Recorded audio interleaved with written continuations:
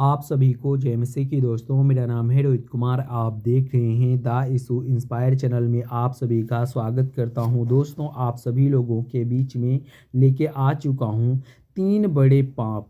हर एक मसीही भाई बहनों को जानना चाहिए, क्योंकि आज बहुत से ऐसे नए मसीही लोग हैं जो अपने जीवन में इन 3 बड़े पापों को करते हैं, जिससे कि उनके जीवन में तमाम प्रकार की बाधाएं और तमाम प्रकार की मुसीबतें आती है और वो अपने जीवन में प्रभु को दोष देते हैं कि प्रभु, जब से हमने तेरे वचनों को और तेरे वचन के तहत अपने जीवन को व्यतीत किया है, तब से हमारे जीवन में बहुत सारी प्रॉब्लमें आती हैं। लेकिन मेरे प्रियो, प्रभु का वचन कहता है आप लोगों को अपने जीवन में क्या करना चाहिए? इन 3 बड़े पापों को जानना चाहिए, और इन 3 बड़े पापों को जानने से आपके अपने जीवन में आप लोग कभी भी गलत काम नहीं करोगे। ये 3 पाप से आप लोग दूरियां बना लोगे। तो चलिए दोस्तों, सबसे पहले पाप के बारे में बात करने वाला हूँ। यहाँ पर लिखा हुआ है, यहाँ पे पढ़ते हैं, अपराध और घृणा और हत्या।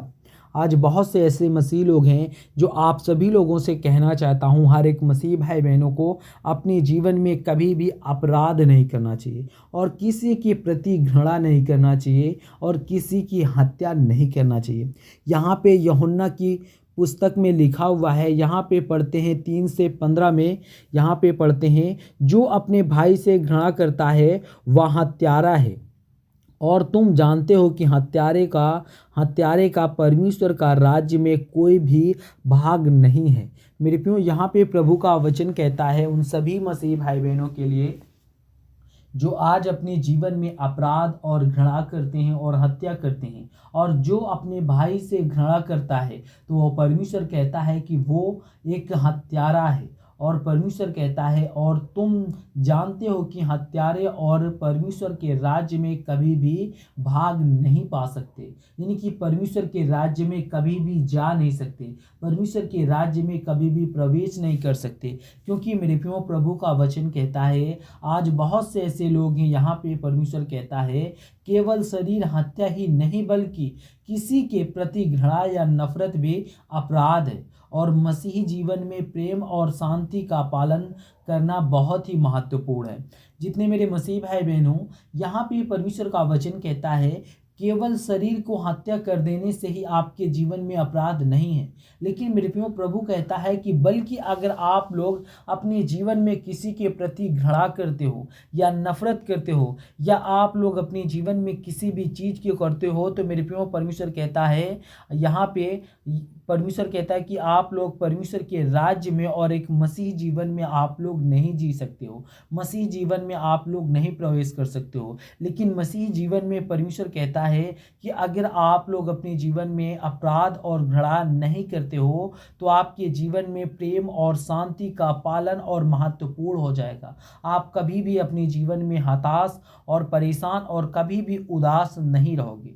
और दोस्तों, दूसरे वचन की ओर चलते हैं। यहाँ पे लिखा हुआ है दूसरा पाप, यहाँ पे पढ़ते हैं, झूठ बोलना और धोखा देना और झूठा गवाह होना। यहाँ पे परमेश्वर का वचन कहता है, अगर आप लोग अपने जीवन में झूठ बोलते हो और किसी को धोखा भी देते हो और किसी को झूठा गवाही भी देते हो, तो मेरे प्रियो, प्रभु कहता है ये परमेश्वर की नज़र में आप लोग पाप करते हो। इसीलिए आप लोगों को अपने जीवन में कभी भी झूठ नहीं बोलना चाहिए, आपको कभी भी किसी के प्रति धोखा नहीं देना चाहिए।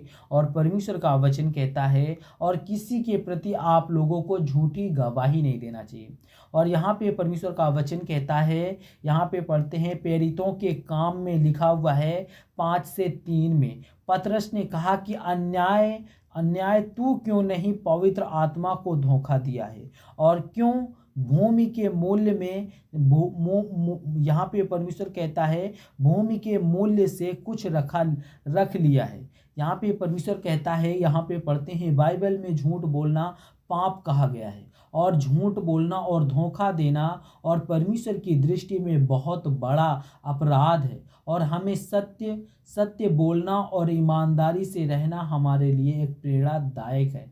हम अपने जीवन में अगर झूठ नहीं बोलते हैं, प्रभु के वचन के तहत अपने जीवन को व्यतीत करते हैं, तो मेरे प्रियो प्रभु कहता है कि आप लोगों के जीवन में एक प्रेरणादायक होगा, सच्चाई का प्रेरणादायक होगा, ईमानदारी का प्रेरणादायक होगा, और वो परमेश्वर तुम्हारे जीवन में आशीषित करेगा और तुम्हें किसी भी प्रकार से और किसी भी दिक्कत और मुसीबत में नहीं पड़ने देगा। वो तुम्हें हर एक प्रॉब्लम से बचाएगा। और दोस्तों, तीसरे में बात करने वाला हूँ, यहाँ पर लिखा हुआ है वासना और अनैतिकता और व्यभिचार। मेरे प्रियो, यहाँ पे परमेश्वर का वचन कहता है बहुत से ऐसे मसीह लोग हैं जिनके मन में हमेशा वासना होती है। वासना का मतलब क्या होता है? यानी कि गलत शब्दों का प्रयोग करना, और उनकी नज़रें जो होती हैं वो गलत होती हैं, यानी कि व्यभिचारी नज़र हो जाती हैं। वो किसी की माताएं और बहनों को बुरी नज़र से देखते हैं। तो मेरे प्रियो, प्रभु का वचन कहता है आप लोगों को ऐसा नहीं करना चाहिए।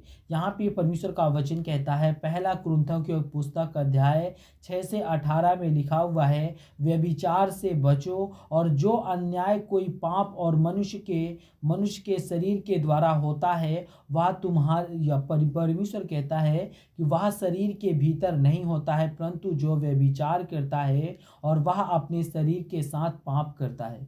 मेरे प्रियो, यहाँ पे परमेश्वर कहता है कि आप लोगों को सबसे पहले व्यभिचार से और अन्य कोई भी पाप से मनुष्य को अपने जीवन में अपने शरीर से बाहर रखना चाहिए। और परमेश्वर कहता है वह शरीर तो, यानी परमेश्वर कहता है वह तो शरीर के भीतर नहीं होता, परंतु जो व्यभिचार होता है वह हमारे शरीर के अंदर पाप होता है। जितने भी आप लोग अपने जीवन में पाप करते हो वो पाप तो शरीर के बाहर होता है, लेकिन मेरे प्रियो प्रभु कहता है कि जो आप लोग अपने जीवन में व्यभिचार करते हो वो पाप आपके शरीर में होता है। और सभी लोगों से कहना चाहता हूँ आप लोगों को कभी भी व्यभिचार नहीं करना चाहिए। तो जितने मेरे मसीह भाई बहन हैं, आप सभी को जय मसीह की दोस्तों। God bless you all of you. आमीन। नेक्स्ट वीडियो मिलता हूँ।